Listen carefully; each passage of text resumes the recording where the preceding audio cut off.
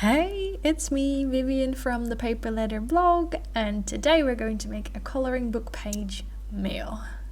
Now, that sounds very weird, but as you can see from this little sneak peek, it's actually super simple and so much fun. This might be one of my favorite videos in 2020 so far, simply because you do not need a lot of supplies, and I think the end result looks really, really fun.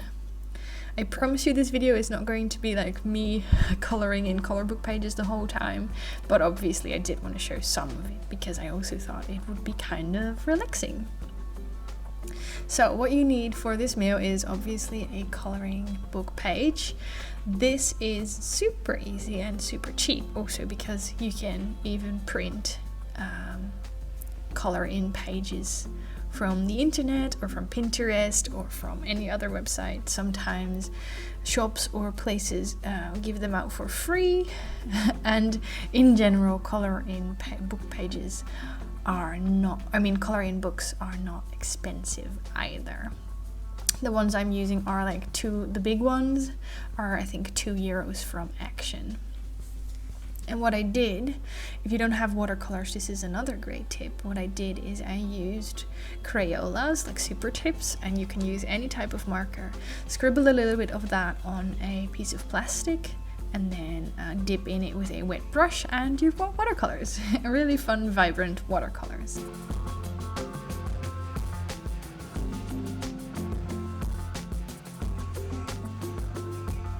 So the book I'm using, which like I said is from Action, has a lot of these doodles, random doodles as you can see. So I decided to color some of those in and use them as decoration. So I'm coloring them in, cutting them out, and then I'm going to use it to decorate letter writing paper.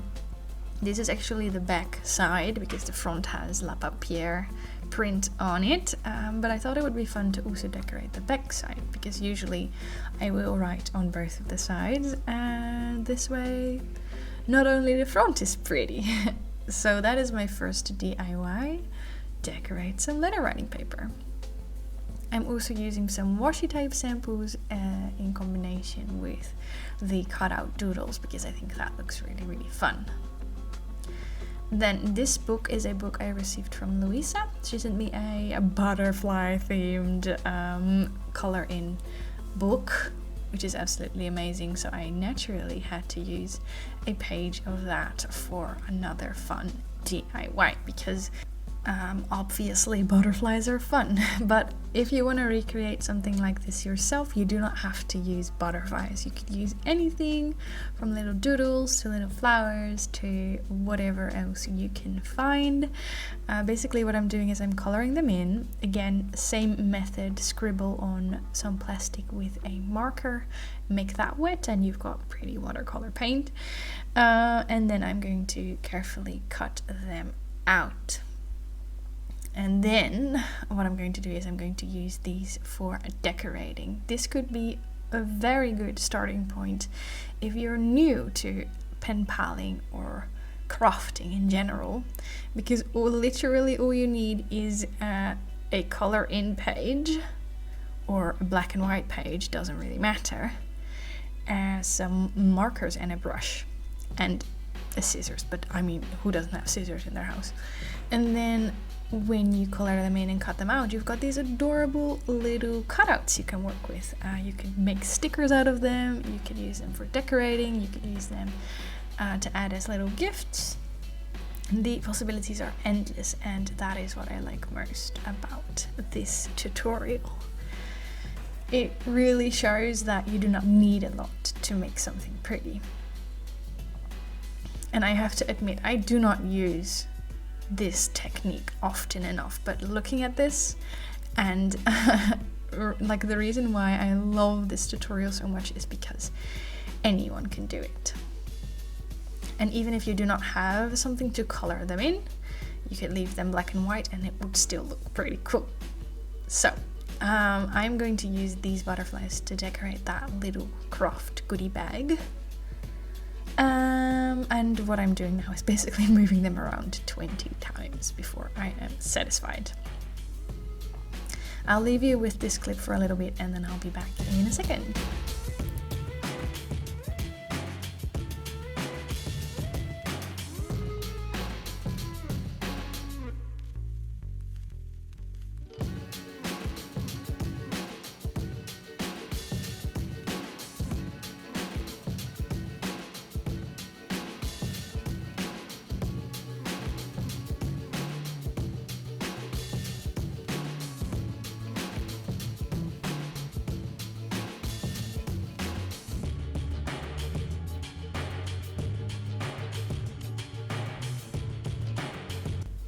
So to add something extra special to this little goodie bag, I'm going to use enamel dots. Enamel dots, still don't know. I'm going to use colored dots.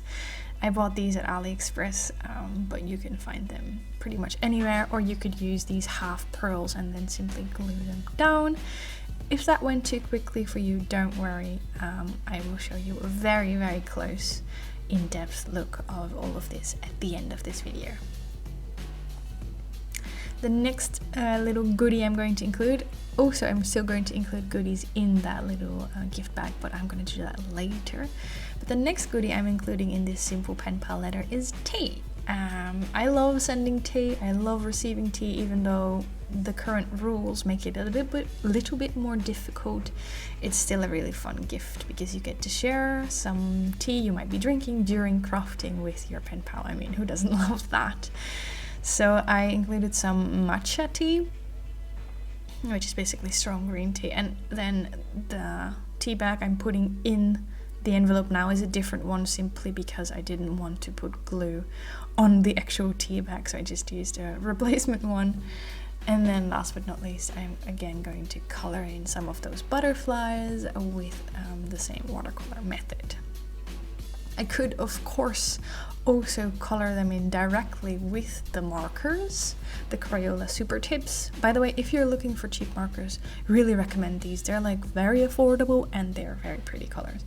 But obviously I could also color straight with the pencils on the paper, but I like this method because it's kind of very light, pastel-like and soft and sweet, and I think that goes really well with this theme. And if I would use the markers directly onto the paper, it would be a lot darker, a lot stronger. I don't know how to explain it, but I guess you know what I mean. And then obviously I'm creating a little label with Kraft paper. I wrote tea on it, and then I have these adorable little stamps that I got from one of our local shops, Dilla and Camilla. It's a teapot and a little cup, and they're absolutely adorable. So I thought that would be fun to use as well. Oh, that's another thing. If you cannot find color in pages, but you do have stamps, obviously you could also stamp some images and color them in. I purchased Archival ink especially for that. You can see that on the left. That's Archival ink, and it's basically waterproof, so that also allows me to color them in with a wet medium such as watercolors. That's another tip. If you cannot find them, make them yourself. Oh, before I forget, I always forget this, but I also have an Instagram page which you might want to follow, and you can use the hashtag ThePaperLetterBlog when you use one of my ideas, or when you were inspired by one of my videos, or when you've crafted something along with my videos. Use that hashtag, and I include a couple of them every now and then in a video.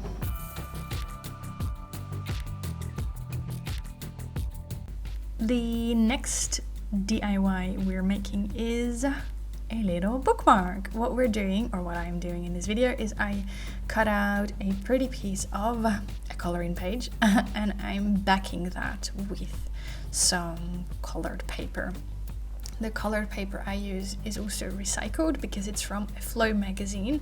The other page had like a very busy print on it, but I only wanted the purple, so I just covered up the busy print with that color in page. There has to be another word I can use for saying color in page the whole time. Should I tell you the Dutch word? The Dutch word is kleurboek, which basically means coloring book. Maybe I'll just call it coloring book. Maybe I'll just call it page. Don't know yet. These little rings are hole enforcers, is that correct? That I cut with my die cutting machine. You cannot see it now, but it's like a glittery, gold glittery ring around the hole I punched, and I think it looks really cute. So the next thing I'm doing is I'm going to decorate this book page, and for this I'm using Kraft paper again, I'm using washi tape samples, I'm using that beautiful die cut that says Dream, and some other things as well. I'll be back in a second.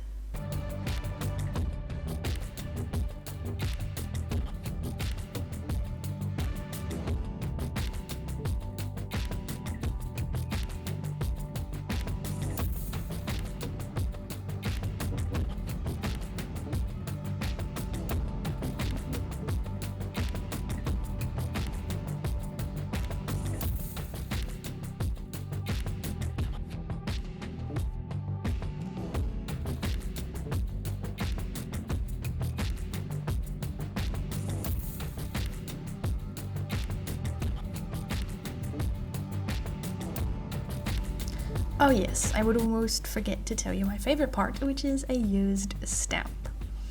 That little black and white stamp is a Finland stamp that was used on mail by my pen pal Emilia. She always uses pretty stamps because she knows I appreciate that, and because I collect them, both for myself and for my old neighbor. Next thing I did is I used a rubber stamp, or a wooden stamp. What do you call them? Rubber wooden stamps. I hope you can see it, but it's a little book. It's like a person holding a book, little hands holding a book. It's a very cute stamp. I stamped that on some more Kraft paper and I stuck that on there as well to kind of indicate that it's a bookmark, although you could also use it for anything else. By the way, the Kraft paper I'm using is from the farmer's market. It is what the flower guy uses to wrap up my flowers. I haven't bought flowers in a long time, but I saved all of the paper, so I have quite the stash. Then I'm using Distress Oxides to lightly color, yeah, you cannot really see what I'm doing, but I'm lightly coloring the edges of the bookmark so that they have they stand out a little bit more. And as you can see, I did not color in this color in Bookpage, I just use it as a background. So I guess that's also an idea. Don't color them in, just use it as a fun, subtle background. And then I attached some twine, and that is the end of this bookmark, except I made it too big. I didn't realize in the end I made an envelope that is like 0.5 millimeter smaller than the bookmark, so I end up having to cut off a piece, but you know, we'll figure that out.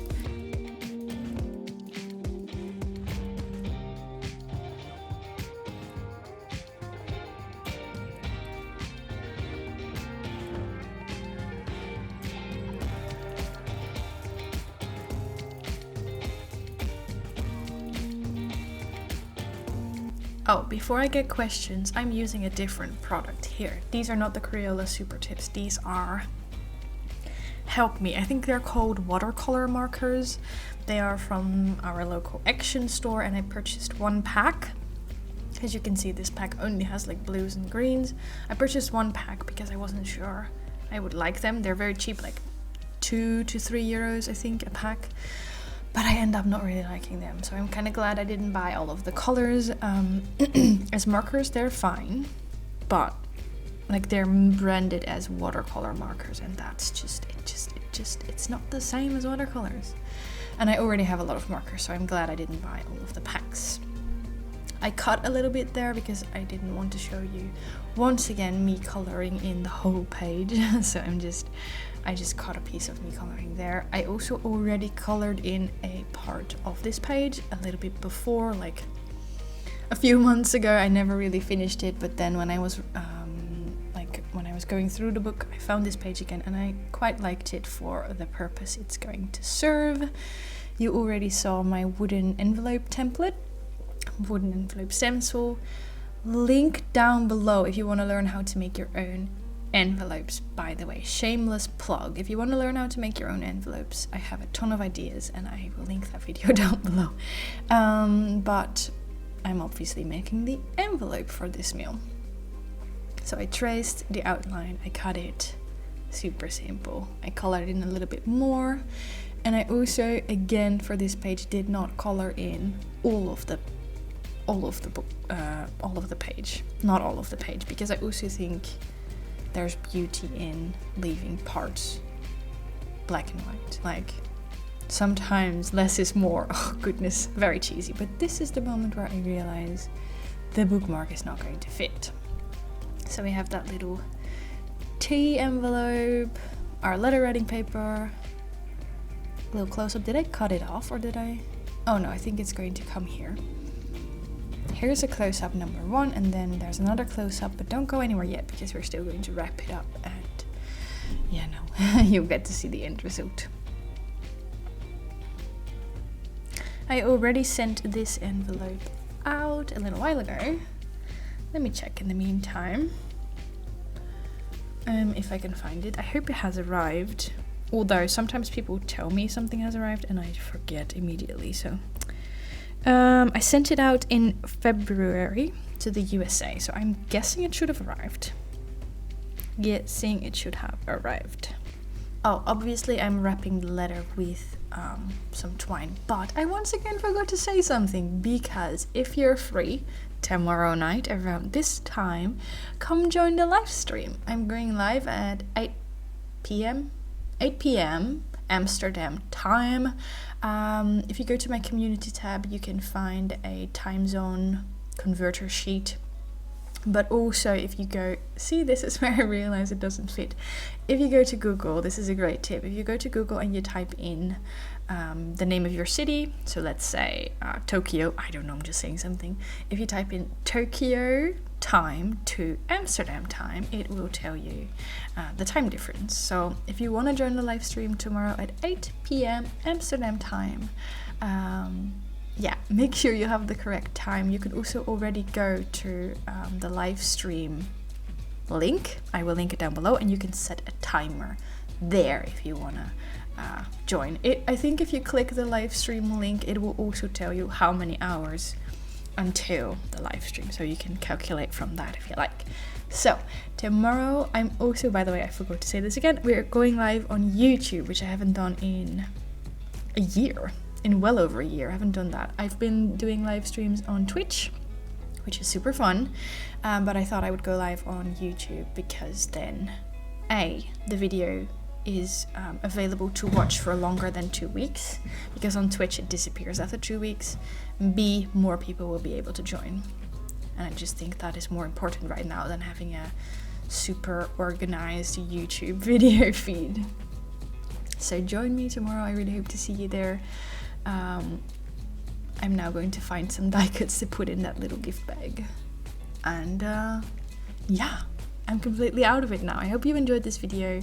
Leave a comment down below, use a hashtag ThePaperLetterBlog. If you end up using this idea, you can also tag me. I would love to see it, and obviously share your video or your photo in a next video. Yeah, by the way, I'm doing extra videos, hopefully 1 extra video a week for this crazy time that we're all at home, so keep an eye out for that as well. Thank you for watching, and I'll see you soon. Bye for now.